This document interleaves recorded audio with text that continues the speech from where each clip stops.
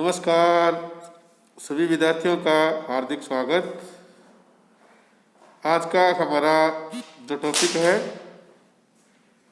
उस टॉपिक का नाम है इनकम टैक्स रिटर्न 2019 और 2020। आज हम बात करेंगे इनकम टैक्स की जो रिटर्न है वो किस प्रकार से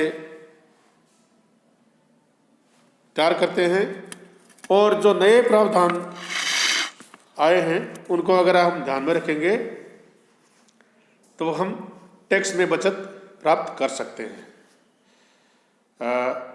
इनकम टैक्स रिटर्न 2019 और 20। तो शुरू करते हैं आज का हमारा टॉपिक आयकर रिटर्न 2019-20। वर्ष 2019-20 की रिटर्न फाइल करते समय अगर आप नए प्रावधानों को ध्यान में रखकर रिटर्न फाइल करेंगे तो आपको ज़्यादा छूट का लाभ मिल सकता है। वर्ष 2019-20 के लिए रिटर्न फाइल करने की अंतिम तिथि 30 नवंबर थी, जिसे एक माह के लिए बढ़ा दिया गया है। ITR में कई बदलाव किए गए हैं जिसमें आपको सही फॉर्म का चुनाव करना बहुत ज़रूरी है। जैसे वेतनभोगी कर्मचारियों के लिए ITR फर्स्ट, कमीशन या ब्याज से कमाई करने वालों के लिए ITR 2, बिजनेसमैन के लिए ITR थर्ड 3। ये है ITR फॉर्म जो आपको यूज करने हैं। जैसे वेतनभोगी कर्मचारी है तो ITR फर्स्ट, कमीशन या ब्याज से कमाई करने वाले हैं तो ITR 2 और बिजनेसमैन के लिए ITR थर्ड। अब बात करते हैं कि सेल्फ ऑक्युपाइड जो मकानों की संख्या है, पहले 1 थी, अब उसको 2 कर दिया है। इसका मतलब ये हुआ कि आपके द्वारा दूसरे मकान से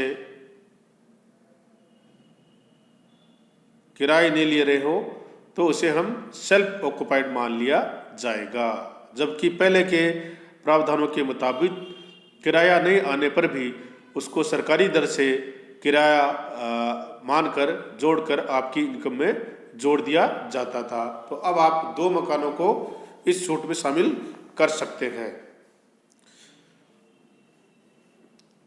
छूट की संख्या, मकानों की संख्या, सेल्फ ऑक्युपाइड की संख्या 2 कर दी है, पहले 1 थी।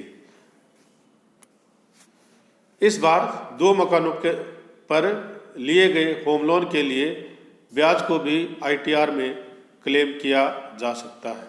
हालांकि जो अधिकतम सीमा है, लिमिट है, वो 2 लाख रुपए तक की होम लोन की छूट आपको मिलेगी।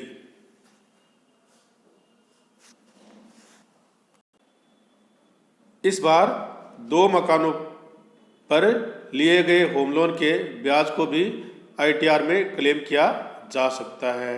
हालांकि इसकी अधिकतम सीमा है वो 2 लाख रुपए तक ही रहेगी। मकानों की संख्या 2 कर दी है, लेकिन होम लोन की जो छूट है मकान पर वो 2 लाख तक ही आपको मिलेगी। होम लोन के ब्याज की छूट कितनी मिलेगी? 2 लाख रुपए तक ही रहेगी। और एक महत्वपूर्ण प्रावधान इस बार ये किया गया कि करंट अकाउंट में 1 करोड़ रुपए तक की डिपॉजिट करने और 2 लाख रुपए तक की विदेश की यात्रा और 1 लाख रुपए तक के बिजली के खर्चे की सूचना भी आपको ITR फॉर्म में देनी होगी। ये एक चेंज किया गया है नए प्रावधानों के अनुसार। महत्वपूर्ण बात, करंट अकाउंट में 1 करोड़ रुपए तक के डिपॉजिट करने की सूचना, विदेश यात्रा की आपने तो 2 लाख रुपए तक की विदेश यात्रा की सूचना और 1 लाख रुपए तक के बिजली बिलों के खर्चे की जानकारी आपको ITR फॉर्म में देनी होगी। और स्टैंडर्ड डिडक्शन जो पहले 40,000 था उसको बढ़ाकर 50,000 रुपये कर दिया गया है। यानी इस 10,000 की जो छूट है वो आपको सभी कैटेगरी में मिलेगी। 10,000 पर आपका टैक्स बचा सकते हैं। पहले छूट थी 40,000 स्टैंडर्ड डिडक्शन, जिसको बढ़ाकर अब 50,000 कर दिया गया है। ठीक है। और इसी तरह यदि आपने वित्तीय वर्ष 2019-20 में अपनी एक प्रॉपर्टी बेचकर 2 नई प्रॉपर्टी खरीदी है तो कैपिटल गेन टैक्स से छूट मिल जाएगी। हालांकि कैपिटल गेन 12 करोड़ रुपए से ज़्यादा नहीं होना चाहिए। यदि आपने बीते वर्ष जो कि 2019-20 है उसमें एक प्रॉपर्टी को बेचकर 2 नई प्रॉपर्टी खरीदी है तो कैपिटल गेन टैक्स से आपको छूट मिल जाएगी। लेकिन जो कुल कैपिटल गेन है वो आपका 12 करोड़ रुपए से ज़्यादा नहीं होना चाहिए, तभी आपको ये छूट मिल सकती है। और सबसे अहम बात यह है कि फॉर्म भरते समय ऑनलाइन ITR-V का एक्नॉलेजमेंट तब तक डाउनलोड नहीं होगा जब तक कि ये वेरिफिकेशन न हो जाए, इसलिए तुरंत ही वेरिफिकेशन कर ले, अन्यथा आपका भरा हुआ फार्म नहीं माना जाएगा।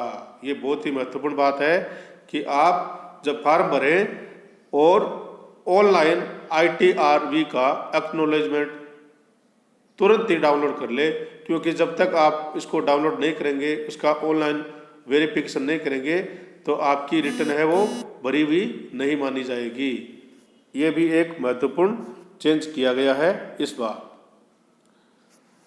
और एक बार छोटे आयकर दाताओं के लिए 2.5 लाख रुपए से 5 लाख तक की इनकम पर 5% आयकर से छूट है, जो कि राशि होती है 12,500।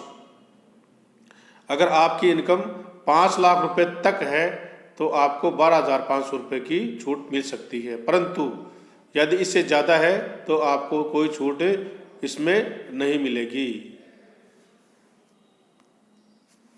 लेकिन यदि आपकी आय 6.5 लाख रुपए है तो 1.5 लाख रुपए की आपको भविष्य निधि, जीवन बीमा, होम लोन के मूलधन के भुगतान आदि पर छूट मिल जाएगी, तो नेट इनकम आपकी 5 लाख रुपए मानी जाएगी।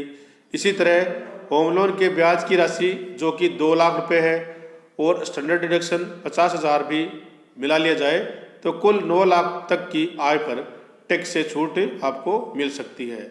और ये जो प्रावधान है वो वित्तीय वर्ष 2019-20 के लिए है। नेक्स्ट ईयर के लिए नए प्रावधानों को काम में लेना होगा। इस प्रकार हम अगर इन नए प्रावधानों को ध्यान में रखेंगे तो हम आयकर से छूट प्राप्त कर सकते हैं। आप सभी विद्यार्थियों का बहुत बहुत धन्यवाद। Thank you.